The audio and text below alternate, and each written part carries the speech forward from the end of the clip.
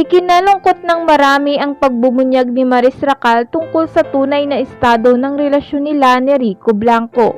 Sa isang press conference ng Star Magic nitong Biyernes, July 12, inamin ni Maris na hiwalay na sila ni Rico matapos ang 5 taon nilang relasyon. Nagsimula ang revelasyon ng tanungin si Maris kung handa na ba siyang magpakasal kay Rico. Sa umpisa, sinabi nito na hindi muna dahil nakatutok pa siya sa kanyang karir ngayon. Ngunit nang muli siyang tanungin kung nakikita ba niya ang sarili na ikakasal kay Rico, naging tahimik at emosyonal si Maris. Hanggang sa inamin ni Maris na hindi na mangyayari ang kasalan dahil hiwalay na sila ni Rico. Ayon kay Maris, natatakot siyang sagutin ang mga tanong tungkol kay Rico dahil pagod na siyang umiti at tumangon na lamang.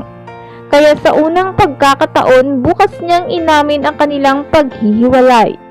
Ikunento ni Maris na ilang linggo pa lamang ang nakalipas mula nang magdesisyon sila ni Rico na tapusin ang kanilang relasyon. Anya, I'm so scared, I'm really scared. Ang dami kasing tanong about him and I'm so scared because if I announce it, that is real. But yeah, Rico and I are over. It's fresh, it's been weeks, loneliest and emptiest weeks I ever experienced in my life. Ayon kay Maris, mahirap sabihin sa lahat ang kanilang hiwalayan dahil hindi ito isang simpleng bagay. Bagamat mahirap ang naging pag-uusap nila ni Rico, nilinaw naman ni Maris na naging mahinahon ang kanilang paghihiwalay. Nilinaw din ng aktres na maganda at puno ng pagmamahal, tawanan at musika ang relasyon nila ni Rico. Kaya hindi raw niya alam kung bakit nauwi sa hiwalayan ang kanilang relasyon. Aminado naman si Maris na malaki ang ambag niya sa hiwalayan nila ni Rico dahil sa nakalipas na taon, malaki umano ang kanyang pinagbago at nagkaroon siya ng bagong pananaw sa buhay.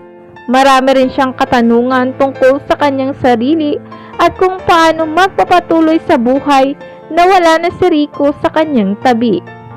Inihayag ni Maris na one of a kind si Rico at kung pwede lamang niyang laktawan ang kanyang 20s, ay gagawin umano niya ito para lamang makasama ito. Sa huli, inihayag ni Maris na malaki ang respeto niya kay Rico dahil tinanggap umano nito ang kanyang mga problema at isyu bilang isang tunay na lalaki.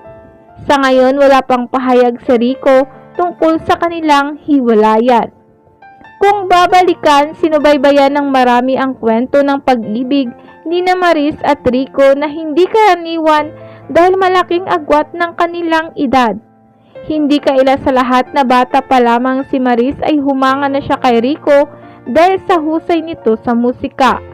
Hanggang noong 2018 kung kailan nagsimula pa lamang gumawa si Maris ng pangalan sa pag-arte at musika, naghanap siya ng makakolaborate na artist at isa si Rico sa mga nais niyang makakulab na agad namang pumayag hanggang sa nabuo nila ang kantang Abot Langit. Samantala, sa vlog ni Dr. Vicky Bello noong nakaraang Pebrero lamang, ikwenento ni Maris na noong mga panahong gumagawa sila ng kanta ni Rico ay wala pa siyang nararamdamang feelings dito. Unti-unti raw itong nagbago nang yayain siya ni Rico na manood ng isang musical. Ngunit hindi raw siya pumayag sa alok ni Rico kaya sa isang event na inorganisa ng kanilang kaibigang si Rambo Nunez, nagsimula ang kanilang pagtitinginan.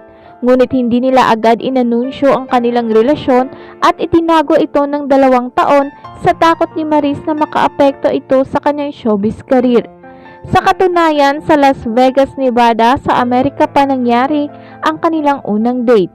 Hanggang noong 2021 sa gitna ng pandemya, napagtanto ni Maris na hindi mahalaga ang sasabihin ng iba kundi ng kanyang pamilya at mga nagmamahal sa kanya. Kaya noong 2021 isinapubliko nila ni Rico ang kanilang relasyon.